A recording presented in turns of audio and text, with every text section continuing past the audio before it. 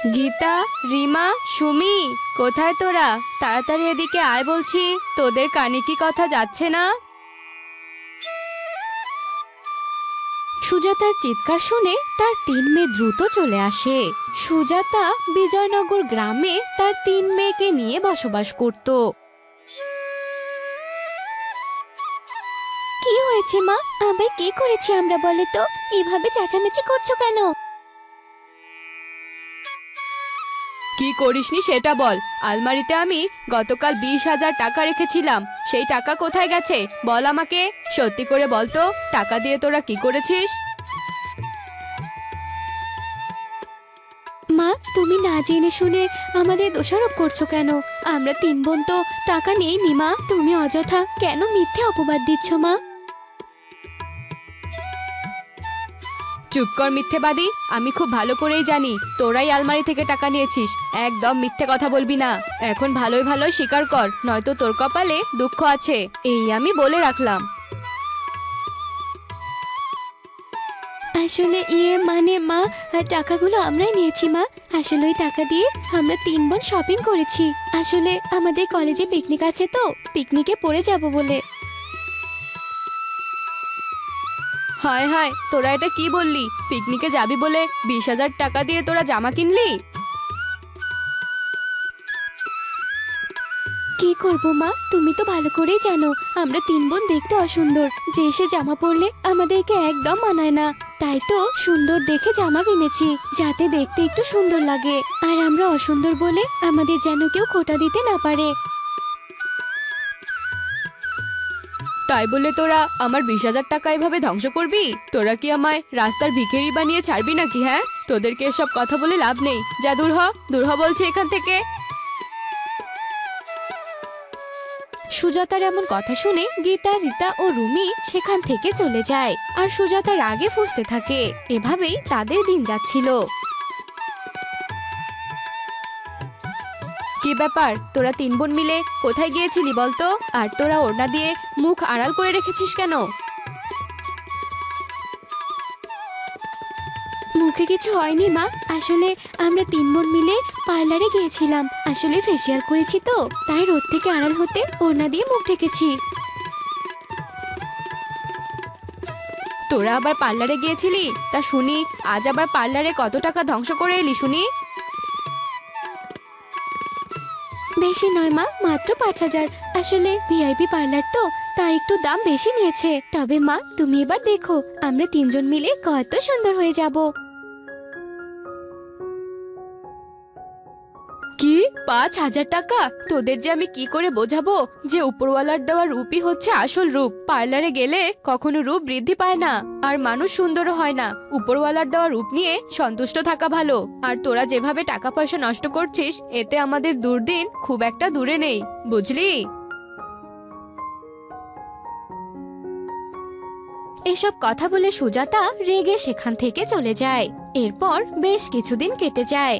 আর অতিরিক্ত রূপচর্চা করার কারণে সুজাতার 3 মেয়ের ত্বক ক্যান্সার হয়। মা, আমাদের মুখে জ্বালা যে আর সহ্য হচ্ছে না। তুমি কিছু করো মা, আমরা যে আর সহ্য করতে পারছি না।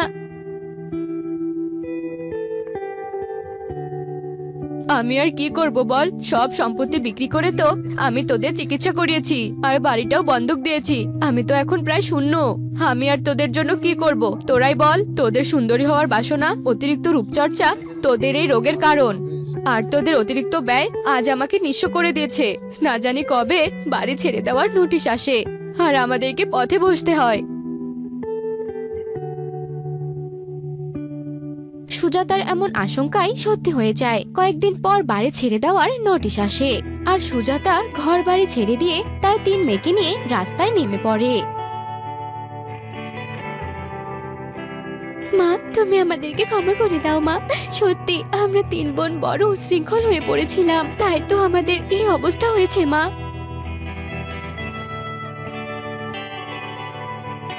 হ্যাঁ মা, আমাদেরকে তুমি ক্ষমা করে দাও। আমরা যদি আজকে সুন্দর না হতে চাইতাম, আর তোমার মতো মিতব্যয়ী হয়ে চলতাম, রূপচর্চা না করতাম, তাহলে হয়তো আজকে আমাদের এই অবস্থা হতো না। তুমি আমাদের ক্ষমা করে দাও মা। আমাদের মতো উচ্ছৃঙ্খল মেয়েদের জন্যই আজ তোমার এই অবস্থা। তোরা যে তোদের নিজেদের ভুল বুঝতে পেরেছিস এতেই আমি খুশি হয়েছি, কিন্তু এখন যে আর কিচ্ছু করার নেই রে মা। এখন আমাদের রাস্তায় থাকা ছাড়া আর কোনো উপায় নেই। গভীর রাত, পূর্ণিমার আলো চারিদিকে ছড়িয়ে রয়েছে। সুজাতা তার 3 মেয়েকে নিয়ে চিন্তিত হয়ে রাস্তায় দাঁড়িয়ে আছে। আর তখনই সেখানে আগমন হয় একটি মায়াপরীর। কি ব্যাপার, তোমরা এত রাতে রাস্তায় কেন? তোমরা কি আবার পূর্ণিমার চাঁদ দেখতে বেরিয়েছো নাকি? আসলে পূর্ণিমার চাঁদ দেখতে আমারও ভীষণ ভালো লাগে, আর তাই তো পরিলোক থেকে এখানে এসেছি আমি। না গো পরি, আমরা চাঁদ দেখতে বেরোইনি। আসলে আমাদের ভাগ্য আমাদেরকে রাস্তায় এনে দাঁড় করিয়েছে।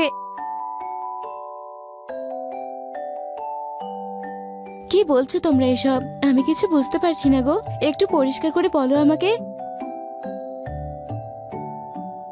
এরপর রীতা পরীকে সব কথা খুলে বলে, আর সব শুনে পরীর ভীষণ খারাপ লাগে।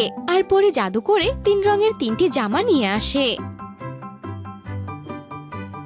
আজ থেকে এই 3 রঙের জামা তোমাদের। এই 3 রঙের জামা হলো জাদুই জামা। এই জামাগুলো পরলে তোমাদের শরীরের সকল রোগ ব্যাধি ভালো হয়ে যাবে, আর তোমরা সর্বদাই সুস্থ থাকবে। আর তাছাড়া এই 3 রঙের জামা থেকে রোজ 3 রঙের অনেক জামা বের হবে।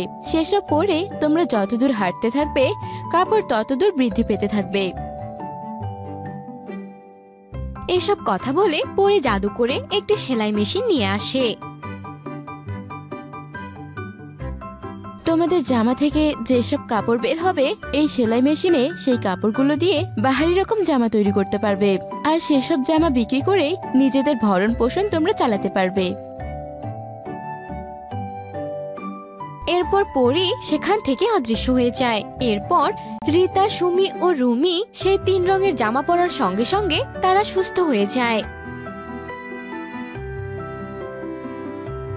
কি মজা, কি মজা! দেখো মা, আমরা 3 বোন সুস্থ হয়ে গেছি। এবার চল বোনেরা, আমরা জামা থেকে কাপড় বের করি। এখন থেকে যে নিজেদের ভরণ পোষণের দায়িত্ব আমাদেরকেই নিতে হবে।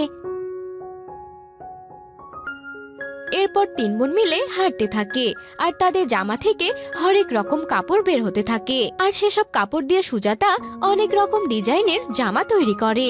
আর সেসব জামা বিক্রি করে যা আয় হতো তা দিয়ে তারা সুন্দর একটি বাড়ি ভাড়া নেয়। আর তারা আবারও তাদের জীবনযাপন খুব ভালোভাবেই করতে থাকে। তো বন্ধুরা, আমাদের আজকের এই গল্পটি তোমাদের কাছে কেমন লেগেছে তা কমেন্টে জানাতে ভুলো না কিন্তু।